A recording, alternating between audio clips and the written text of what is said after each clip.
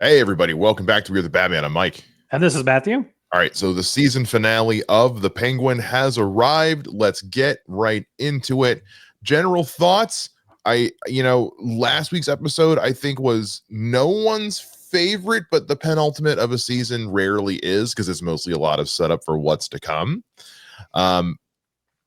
Personally, I think this finale did what we figured it was going to do, which was like, we need to remember that this is a setup for the Batman Part 2. And yes. I think from the aspect of, I feel much more confident in I feel more confident in, I feel like I know the state Gotham is in now going into the Batman Part 2, so that, Matt, what about you? Of the episode. We're talking about that show, the episode. Talking about the episode. This is just the finale review, not the show. If you want to hear our full season thoughts, yes, that comes later. Right now, we're just talking about the episode. I think there were some twists and turns that I knew were coming. I think we talked about, like, hey, this is probably how this is going to happen. Some of which I was like, please don't do this. Yeah. But please, if you end up doing this, do it interesting. I just felt like, overall, okay.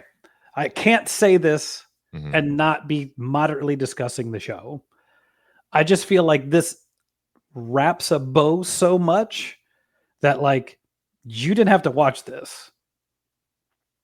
Well, I think that's always been the case, though. I mean, Matt, we said that from the first episode, which was, this is a show for people who give a shit. This is a show for people who care. This is a show for when we get to, now that we've seen it, and I know we're jumping ahead a little bit, but this is a show for when you go into the Batman Part 2, and it opens with, in the however many months since the end of the first movie, the Penguin has taken over and filled the power void in Gotham's crime scene. How?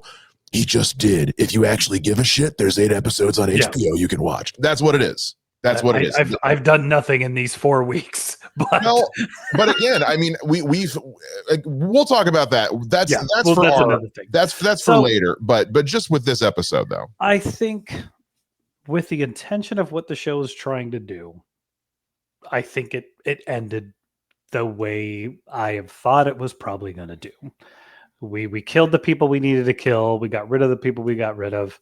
I did like the whole, the thing I have enjoyed is every time something goes wrong, Penguin has figured out a way to twist it to be right.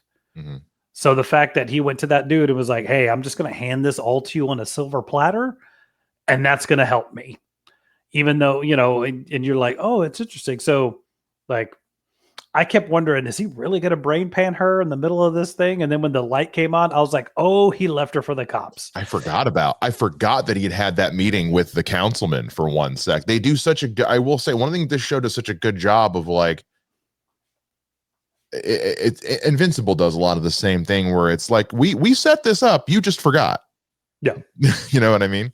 So I think, all in all, it's like, this is one of those shows. I wish the reveal of her knowing what was up was earlier, his mom, because I feel like that, like, this is one of those weird shows. Like, it reminds me in a way of Fight Club. Fight Club is vastly more entertaining when you know what's up.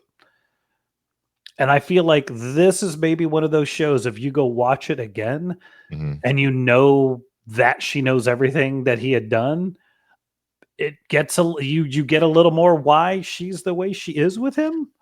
But I honestly think that's kind of to the benefit of the show. I love it when stuff does that, where it makes you go back. And I mean, honestly, this show, I went back and rewatched, I'm going to go back and rewatch The Batman this week, now having finished this show, because I want to watch The Batman again. I want to watch Colin Farrell's scenes again Okay. with the context of this show.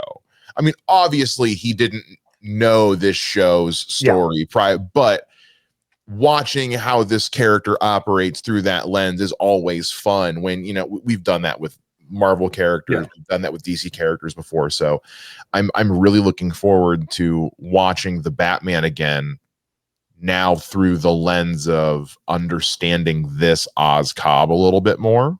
Yeah.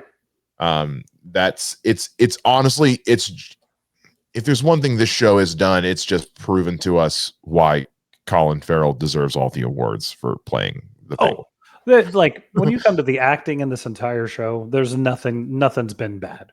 He is phenomenal. Everybody here has been really good. But yeah, I think I can't say I liked it.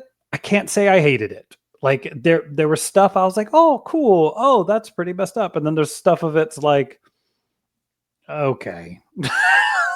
So, well, like what? I mean, the whole like him and his mom have it out in front of Sophia, and then she has a stroke, and now she's catatonic, and I'm just like, okay. Well, so that's, and I was going to bring this up later, but like, and I know we brought this up a lot, but like, seriously, you guys haven't checked out this Penguin special that DC put out. Like, now having finished the full show, like, no bullshit. Like, this was Matt Reeves' homework. It felt like it really was him keeping his catatonic mother essentially held hostage like that, where she's forced to just live out the hellish version of her dream, and there's nothing that you can do about it. Straight out of the first story in this anthology, like the fact that he has, in a way, do you think he's? I'm gonna ask you something. I want to ask you something I thought about today. Okay. So we get to the end scene with him and Eve, and she's dressed like his mom. He's calling her ma. It's very clearly a unique kind of situation they've got going on here.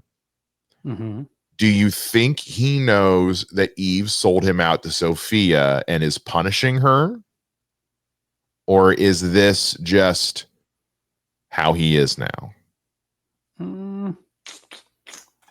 I think given everything that he has done by the end of this episode, he is treating her like a hooker. And he is paying her to do things he wants to do. Now, whether it's a true punishment for her crimes or just like, I ain't in love with you, I'm paying you to do the weird, messed up thing I want you to do. I think it's an unanswered question that you leave up to yourself. I think it's just, I don't know that he knows. I don't know that he cares. I don't think I've been thinking back. I don't think it was ever revealed to us that he knows Eve sold him out. You know what I mean? Like we know, we've learned enough through the show in what, you know, like with that guy from Vic's past, that other people knew what Oz was doing there. Yeah. So it's not out of the realm of possibility for Sophia to have just found them on her own. You know what I mean? Yeah. So they weren't exactly hiding. Hey, there's a single apartment in this building that has a light on, and there's maybe I should investigate. Yeah.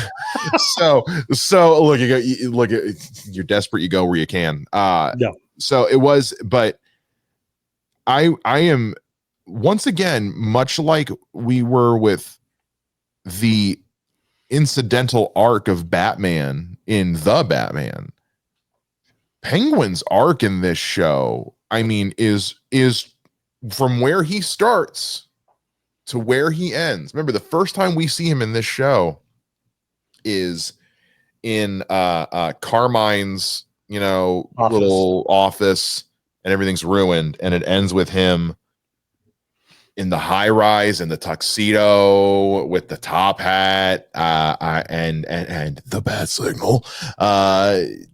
You know, speaking of bat signals, you know, haven't put this one up yet, so here you go, guys. You know, while we're at it, just subscribe while you're there. But it's been really interesting seeing the arc that Matt Reeves and the writers have shown they can give to these characters. Yeah. What? It's fine. I can tell you, I think the acting is amazing. I think when you get into the Machiavellian way he's able to manipulate things, I think a lot of that's really cool. He's just a psychopath who's doing everything he can to be in charge, and that's what happens at the end.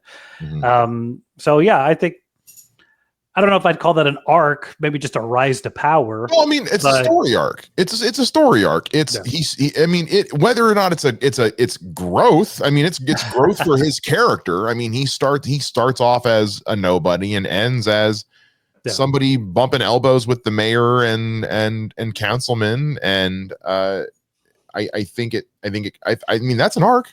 Yeah. Right. All right. That's an arc. I have to ask you this part. Okay. At which point did you realize he was going to kill Vic? Oh, I've known from episode 1 that if Vic died, Oz was going to be the one to do it. Okay. I knew Oz was going to be the one to kill Vic in this show. He was either going to get cold feet or something. You know, Vic was either going to suddenly try to go straight and Oz was going to take him out, or this. It was Oz does not want to share power. I figured it was one of the two. He was either going to betray him or he was going to use Vic to get as far as he needed. And then when he was done with him, gone. Yeah. I will say, not how I saw it happening. Because for a minute there, I was like, oh, he's just going to let him go. Oh, he's going to keep it going with him. Okay. As soon as Vic said he was family, I was like, you dumb son of a bitch.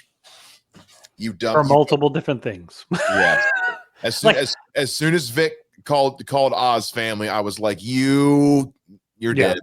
Bye, Vic. So goodbye, Vic. Yeah. Here's I think my biggest issue right now with that scene is like, you guys are deep in it. The life. Why doesn't Vic have a gun? I'd have to go back and watch the episode again, but I think they spent all their bullets. Was it? No. They were just hanging out. They had just come from the hospital. No, they had just come out of the hospital, hadn't they? Because remember, he had just found out that literally the scene before was he goes to the hospital to tell his mom, "Hey, Ma, we did it," and they say she's in a vegetative state, and then literally we cut to them sitting outside along the river. So my guess is they literally just walked out of the hospital. Because remember, they walked in with a bottle of booze to drink and celebrate. Cut to the two of them sitting outside finishing the bottle. But also at that point, at that point, he's just trying to fucking get Oz's hands off his neck so he can breathe. You know what I mean? I don't know. That was my only thing. I just kind of went like, he seems to have carried a gun pretty often throughout this thing. How does he not have a gun at this point? Even if you did the like, hey, I don't know. That was my only thing. It's like at some point you go. Every time we've seen him with a gun, he has seemed very uncomfortable with it. The one time he used it, he hated that he used it. You know what I mean? Like, I don't know. Vic having a gun, not having a gun doesn't seem sus to me, because to me, that's just not Vic. You know what I mean? Like, in all that time, the only time he'd ever pulled the trigger was against douchebag, and it made him completely lose it. Yeah. Vic's not the keep a gun on me at all times type. I feel like if Vic is telling Oz in this moment that we're like family, I think Vic's just too sweet a kid. Oh no, I'm not Vic's denying that. Yeah, so that's why I'm just answering your question. It's like, why doesn't he have a gun? It's Vic. I don't think Vic the character would have a gun. I think you, Matthew Hasso, as Vic would have had a gun, but Vic the character in this show wouldn't have had a gun. You got to take yourself out of the character sometimes, Matt. It's not you. Correct, but I'm that is an element I'm not sure I buy. That at this point, after everything they've done, that he's not carrying. Everything we've seen has shown that Vic is not a gun dude. That's not him. He's there to he's not a trigger man. He's there to take orders. He's the supply guy. He has the backpack full of drugs and cash. Yeah. And his job, remember, the guy, that's not Vic's thing. Anyway, let's put a poll up. Should Yeah. Vic have had a gun? Does it make sense? That is one of the, but at the same time, like either way, he was going to get killed. Oh He yeah, was not Vic making wasn't out of make. the show. We've said since day one, the only one who needed to make it out of this show was the Penguin. So the other thing I want to get into here is because Sophia was kind of the co-lead of this show, which I don't think any of us were counting on going into the show. I don't think any of us expected Sophia Falcone to be the co-lead of the, not that I'm mad about it, but was not on my radar for this show. Yeah, I think because with I'm trying to think about how to say this, like, there's nothing, in my opinion, in the trailers or anything leading up to this that made you believe she was going to have, like you're saying, as big of a part in this show as she did. And having never seen her in anything, because I did not watch. You didn't watch How I Met Your Mother or The Sopranos. Sopranos. Did you watch 30 Rock? I watched, I think, part of the first season. She's in like a couple of episodes. She plays basically like how do I say this delicately? Let's go with a super skanky e-girl who basically gets hired, not actually an e-girl, but like a stripper basically, who gets hired by the studio, and it's hysterical, but it's not exactly a tasteful joke. Let's go with that. Fair. It's very much a played for sex appeal joke, because Kristen Milioti is an attractive woman. Guys, she's a stone cold fox. It's not a secret. There's just, yes, I would let that woman ruin my life, absolutely. But yeah.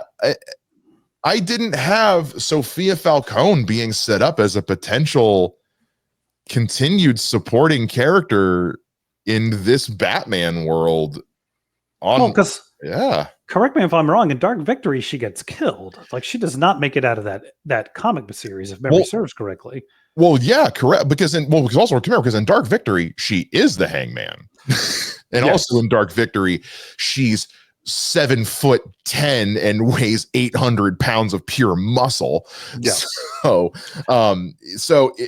It's an interesting, the idea of Sophia and Selena being half sisters isn't really explored in the books.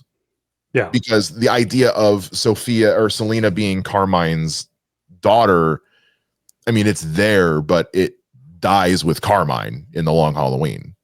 Okay. So I don't know. No, I really expected to hear Zoe Kravitz's voice and telling us what the letter's about.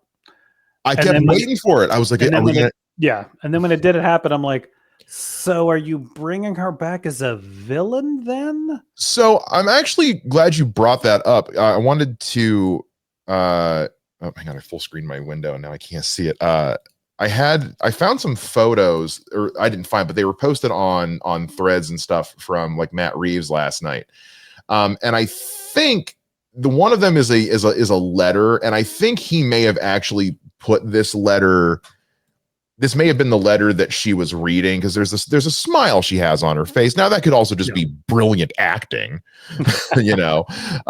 or some stupid dick joke that the props person wrote in there, and she's trying so hard not to laugh. I would be that props person, by the way. But he put this letter up, and I'm gonna on threads, and I want to share it with everybody here. Let me take the overlay down, but it says November 10th. You can't read that at all, can you? I can. Okay. November 10th, 2024. Thank you so much. Far. Give me a break. Well, on my screen, it looks so tiny. So thank you so much to all to all the incredible fans who have been watching The Penguin. Getting to follow Oz through Gotham's back alleys with you on HBO has been a dream come true. Thank you to the astonishing Colin Farrell and Kristen Milioti and our entire cast who brought these characters so beautifully to life, and to our wonderful writers, directors, and crew, and to our amazing showrunner, Lauren LaFranc. It has been a privilege. We are excited to share tonight's finale with you, and we look forward to bringing you the next chapter of our epic crime saga in The Batman Part 2 with gratitude, Matt Reeves. Well written, a lovely, and that does let us know that, the next thing we're getting is The Batman Part 2. Not from so the story. of the story. We know Catwoman is coming. We know a Catwoman spinoff is in development. No telling. There were some rumors getting circulated that a Joker spinoff was coming, which James Gunn immediately kiboshed. Yeah. There were some rumors that Barry Keoghan had signed like some deal, and James Gunn was like, yeah, it's not even. Yeah. There's not a shred of truth to that. Yeah. Even if there was even if there was, they're not going to touch it. They're not going to do a Joker project again for a while. It's gonna be also no, we're not doing that on the channel. Absolutely not. No, for sure not. Unless we get like 1 million subscribers. If we get 1 million subscribers, we'll do it. Pay us and we'll do it. Yeah, pay us and we'll do it. You're gonna need to give us actual cold hard cash to do that. But it was a so getting back into like Sophia's story in the Penguin and how it ended with, it makes me wonder, because of how things ended between Batman and Selina in the movie, it does make me wonder, is Selina reaching out to Sophia saying, hey, I know a guy who, i.e. Batman, who if you want to take down Oz, I know a guy who goes by the name of Batman. You know what I mean? Or if you just need some family, you know what I mean? Either one. Well, and it's also like, I mean, it doesn't end with her hating Batman. Definitely doesn't end with her. No. Well, I was gonna say, it doesn't end with her hating Batman. It definitely, I don't even think she has a single interaction with Penguin. Aside from he was her boss. Oh, Selina Kyle. That's what you're talking about. Sophia. I was like, Sophia wouldn't hate Batman. Yeah, Selina Kyle. So there's no, like, there's a weird part of me that's like, that. So does she heard on the news everything that's happened and is finally like, now that you have no family, we're sisters, we should hang out. And I know a guy who might be able to help you take out Penguin if you can give him some dirt, maybe. But even if she knows that, like, does she, like, because this is that whole thing, like, the Penguin she knows is a guy who runs an Iceberg Lounge and is a lackey for Carmine Falcone. Well, so does she know that he has done all of this stuff?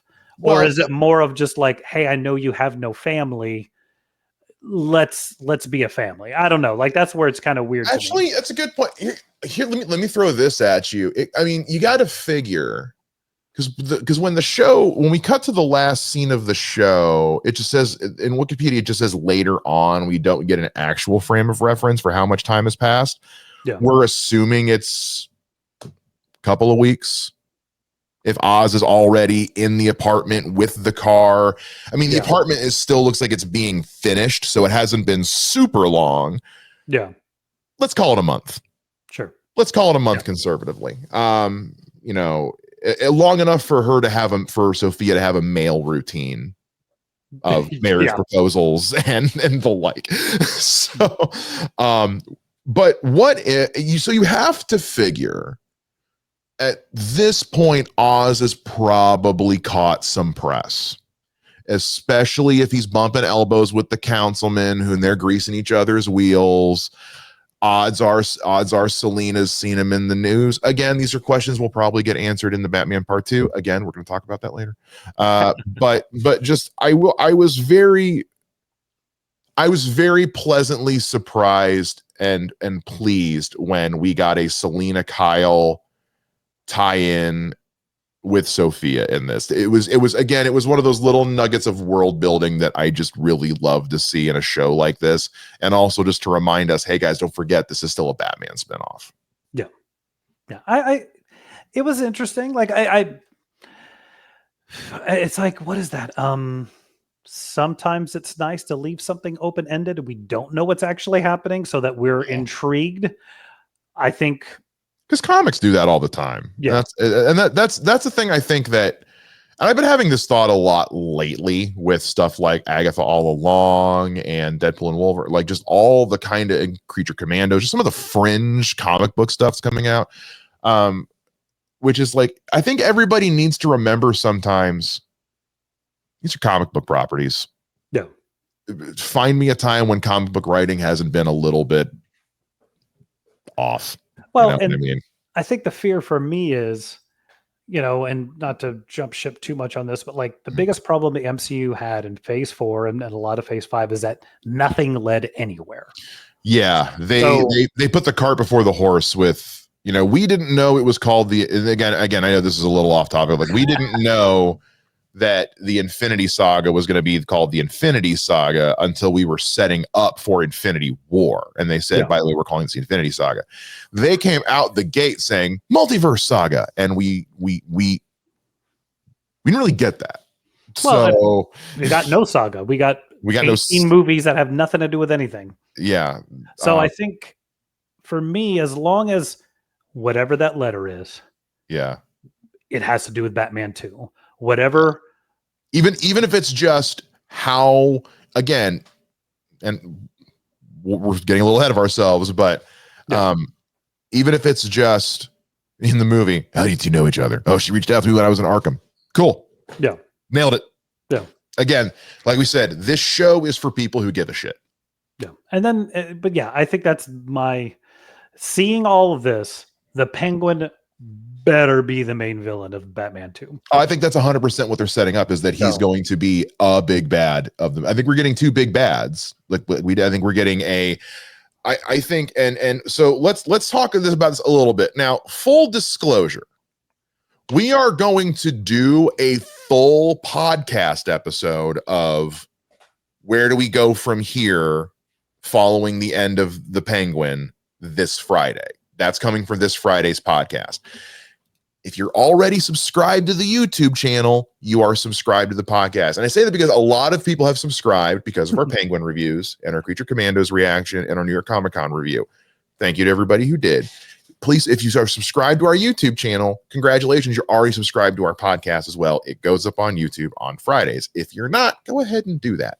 But this Friday, we're going to do a full episode of what does this mean for the Batman Part 2. But just to do a little bit of a teaser for it here just today, I will say, and we've talked about this a couple times, I think the Batman had a epic crime plot line and a standard DC villain plot line that interwove, and that was the Falcone corruption and the Riddler. Yeah. So I think the Batman Part 2 is going to continue that. And I think Sophia and Penguin is going to be the crime side, and Hush or Mr. Freeze, or in all likelihood, Kite Man is going to be Kite Man. Kite Man's going to be the big bad. I'm calling it now. Yeah. That's what I think. So I think Oz is going to be the epic crime big bad of the organized crime side. And then we'll have a standard Batman villain interwoven in the story as well. My money's on Hush. I mean, that makes sense. If they're going with what they did before, that would, you have Batman thinking he's only going up against this thing when in actuality he's going up under two things. Where the Hush thing, depending on how that's set up, maybe that is the better way to go when you're dealing with going against what's his name? Penguin. Well, especially when you've already introduced the Riddler. Yeah.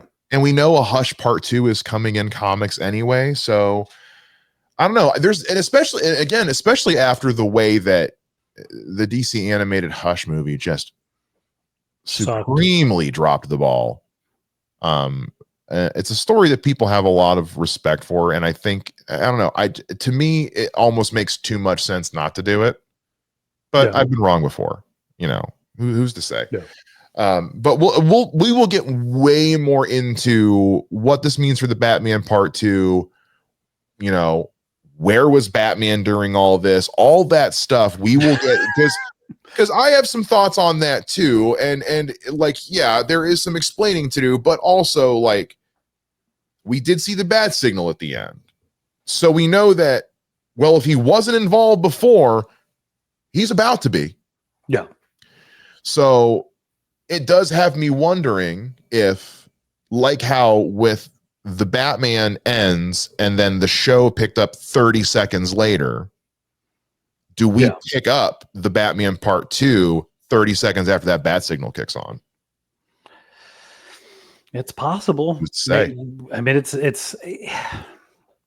it'd be different. Or even if you rewound and showed.